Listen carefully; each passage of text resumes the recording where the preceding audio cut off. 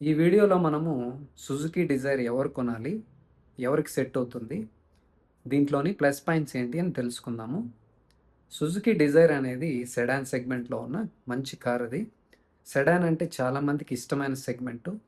Especially driving enjoy చేయాలనుకున్న వాళ్ళకి, fun to drive car కావాలనుకున్న వాళ్ళకి, కార్ ఎంథ్యూసిస్ట్‌లకి, కంఫర్ట్ కావాలనుకున్న వాళ్ళకి, బాడీ రోల్ ఎక్కువ ఉండకూడదు అనుకున్న వాళ్ళకి, సీటింగ్ కంఫర్టు, డ్రైవింగ్ ఎక్స్‌పీరియన్సు స్మూత్‌గా, రిలాక్స్డ్‌గా, కంఫర్టబుల్‌గా ఉండాలి అనుకున్న వాళ్ళకి మంచి ఆప్షన్.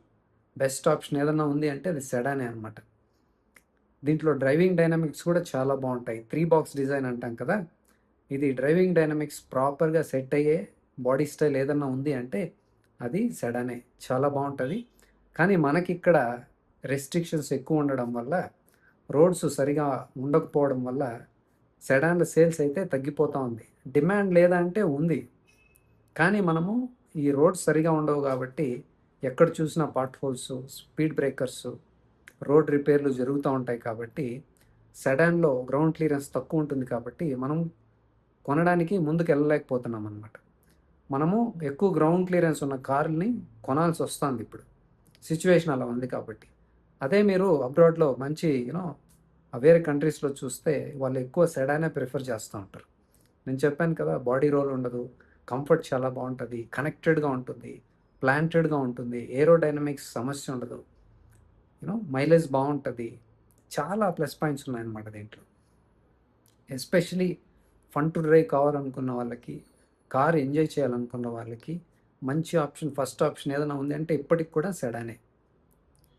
కానీ మనకు నేను చెప్పాను కదా! లెస్ థాన్ 4 మీటర్స్ రెస్ట్రిక్షన్ ఒకటి తీసుకొచ్చారు.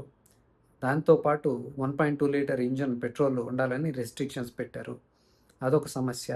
దానివల్ల కూడా చాలామంది మంచి మోడల్స్‌ని కూడా తీసుకురాలేకపోతున్నారనమాట. మంచి కంపెనీలు కూడా రావట్లేదు. అదొకటి సమస్య.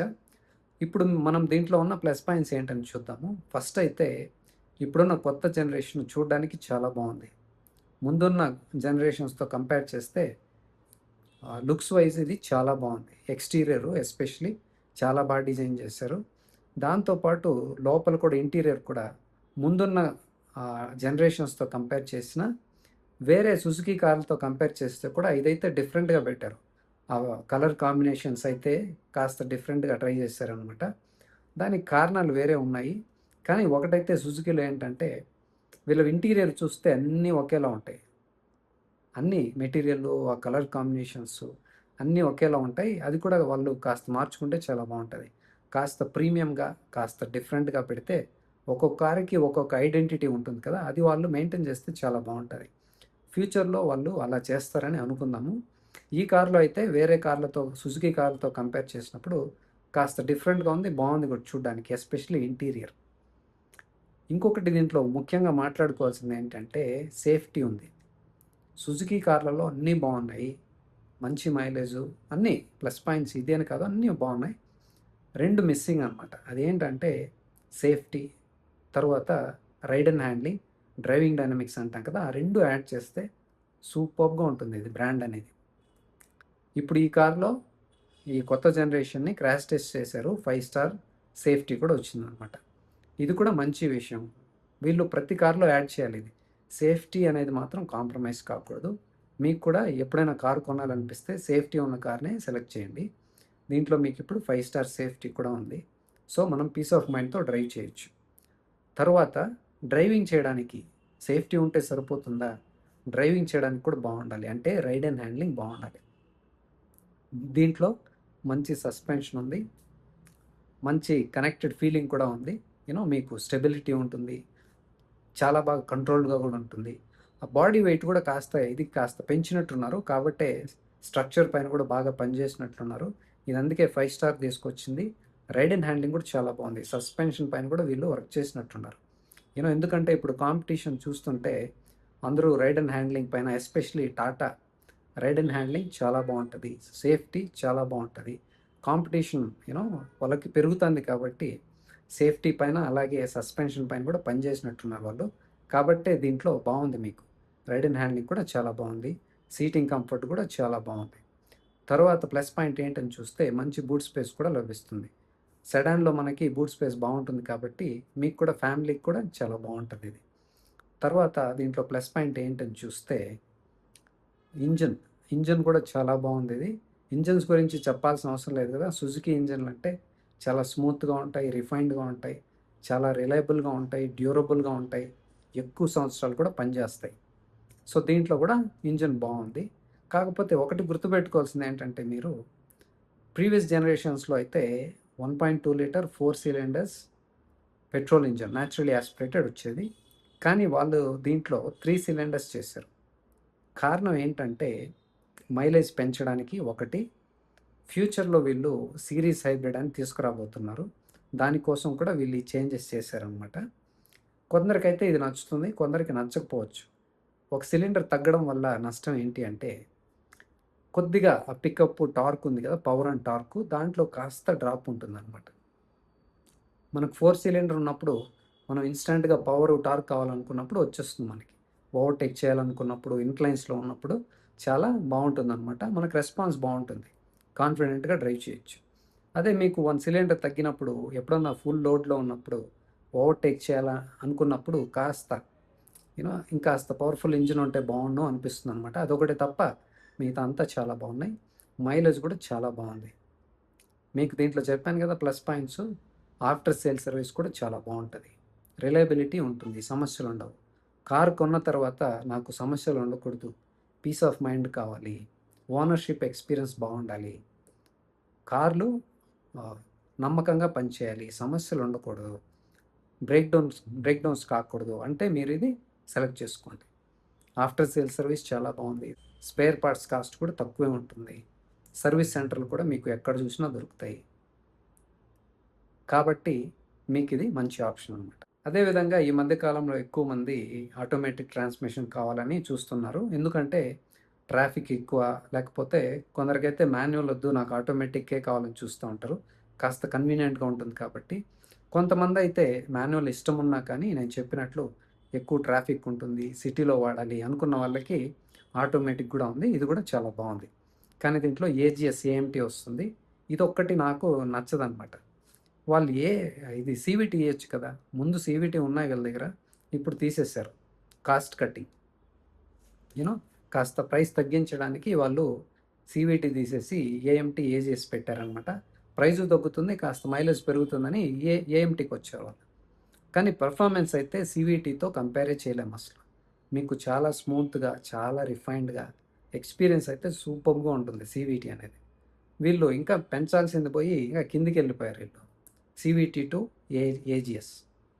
ఇది ఏంటంటే కాస్త ఆహ్, షిఫ్ట్ అయ్యేటప్పుడు గేరు మీకు కాస్త డిలే తెలుస్తది. కాస్త హెడ్ నాట్స్ ఉండొచ్చు. ఓకే. అదొక్కటి సమస్య. మీకు నేను చెప్పినట్లు ఏఎంటీ అయినా తీసుకోండి లేదా మాన్యువల్ అయినా తీసుకోవచ్చు. మీకిది సస్పెన్షన్ చెప్పాను కదా! మీకు సిటీకి బావుంటది. హైవేకి కూడా చాలా బావుంటుందిది. రెండింటికి మంచిగా ట్యూన్ చేశారనమాట. మీకిప్పుడు హైవేలో కూడా హ్యాపీగా తీసుకెళ్ళిపోవచ్చు. ఎందుకంటే 5 స్టార్ సేఫ్టీ కూడా ఉంది కాబట్టి, మంచి మైలేజ్ కూడా వస్తుంది కాబట్టి, మీరు సిటీకైనా వాడొచ్చు, హైవేకైనా వాడొచ్చు. ఇప్పుడు దీనికి సంబంధించిన టెక్నికల్ డీటెయిల్స్, డైమెన్షన్స్ తెలుసుకుందాము. ఇది లెంత్ చూస్తే 3995 ఎంఎం ఉంది. విడ్త్ చూస్తే 1735 ఎంఎం వస్తుంది. మనకు హైట్ చూస్తే 1525 ఎంఎం ఉంది. అలాగే వీల్ బేస్ చూస్తే 2450 ఎంఎం వస్తుంది. అలాగే గ్రౌండ్ క్లియరెన్స్ చూస్తే 163 ఎంఎం ఉందన్నమాట.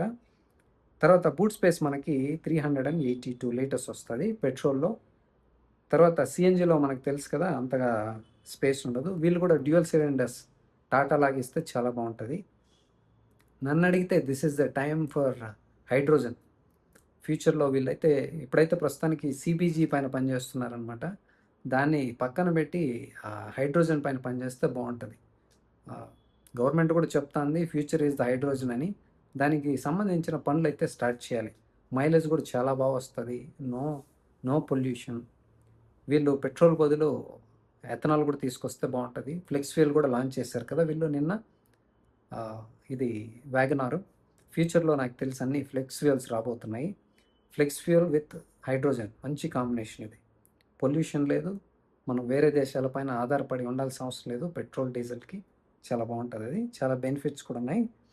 అదేవిధంగా ఈ పవర్ అండ్ టార్క్ చూస్తే పెట్రోల్‌లో మనకు 60 కిలోవాట్ వస్తుందనమాట పవరు. అదే 81.58 PS అనమాట. అదే టార్క్ చూస్తే 111.7 న్యూటన్ మీటర్స్ ఉంది. ఎఫిషియన్సీ ఫ్యూయల్ మైలేజ్ చూస్తే పెట్రోల్‌లో 24.79 వస్తుంది మాన్యువల్‌లో. అలాగే ఆటోమేటిక్‌లో 25.71 కిలోమీటర్స్ వస్తుందనమాట. తర్వాత ఫ్యూయల్ ట్యాంక్ కెపాసిటీ చూస్తే 37 లీటర్స్ ఉంది. అదే మనము ట్రాన్స్మిషన్ విషయానికొస్తే 5 స్పీడ్ మాన్యువల్ ట్రాన్స్మిషన్, అలాగే 5 స్పీడ్ ఏఎంటీ ఉందనమాట. అదేవిధంగా కర్బ్ వెయిట్ చూస్తే కొన్ని కంపెనీలయితే కర్బ్ వెయిట్ మెన్షన్ చేయరు. నాకిది చూస్తే హ్యాపీగా ఉంది. సుజుకి వాళ్ళు కర్బ్ వెయిట్ మెన్షన్ చేశారు.